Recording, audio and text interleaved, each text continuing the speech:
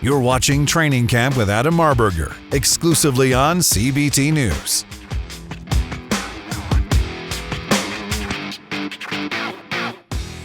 Welcome to Training Camp, exclusively on CBT News. I'm your host, Adam Marburger. I'm a black belt in Brazilian Jiu-Jitsu. I'm a black belt in F&I.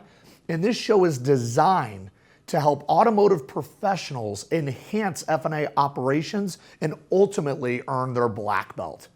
So today we've got a really fun segment. It's titled Stop Obsessing About PVR. See, I'm a victim in the past of constantly looking at my numbers. It seems like every hour on the hour I'm refreshing my Stone Eagle. What is my VSC penetration? What is my PVR? Oh my gosh. Let me tell you, stop the madness, because PVR is a mathematical equation. And at the end of the month, we're going to take your gross profit divided by your retail transactions, and then it spits out what your PVR is. See, I find too often that F&I professionals get so focused on their PVR and they're not focused on the retail consumer. So today I'm going to give you 4 key takeaways that will help you stop fantasizing about your PVR and ultimately lead you to run a higher PVR by doing the right things and not skipping steps. So number 1, today we're going to talk about getting involved early in the transaction. So this is the first takeaway. The earlier F&I gets involved in the transaction, the more profitable that transaction becomes.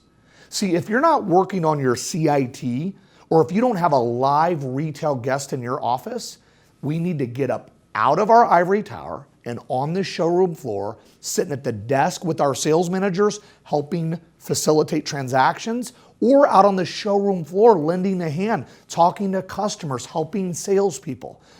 Get out of your office and on to the showroom floor. That's number 1. Number 2, the sales manager really is the F&I manager's best friend.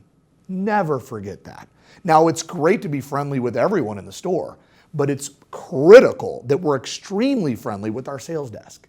Sit at the sales desk, offer to help TO transactions, offer to get involved early, offer to sit the desk and help. If we spend more time building relationships with our sales managers, we will have more control into the transaction. Invest in that relationship and it will pay massive dividends to come. I promise you that.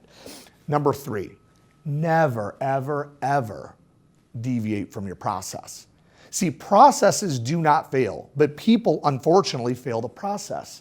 And when I'm across the country in my travels and stores, the highest performers are those that never deviate from the process.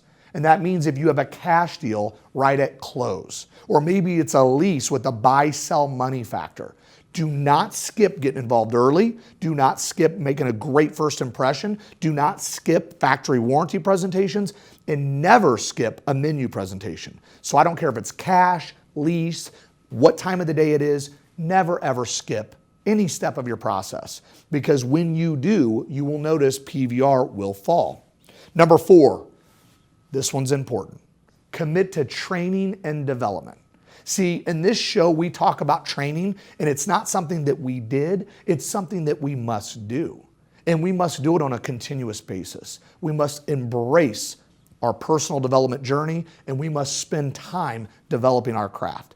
If we spend 20 minutes a day on ourselves and our development, we will continue to grow and ultimately earn the rank of black belt in F&I. So I want to recap real quick.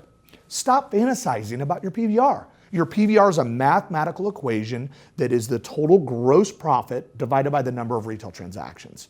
If we focus more on the retail guest in front of us and less about what your numbers are, you're going to continue to grow in the F&I office. So number 1 is get involved early in the transaction.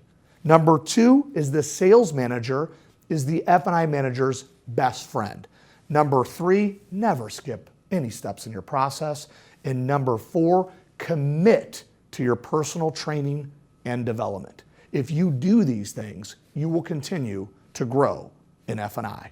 Thank you for tuning in to Training Camp exclusively on CBT News.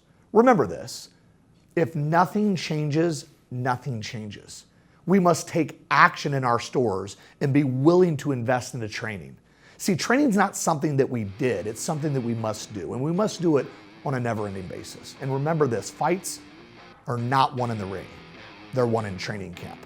Let's invest in our training camp, y'all. Have a great day. Thanks for watching Training Camp with Adam Marburger, exclusively on CBT News.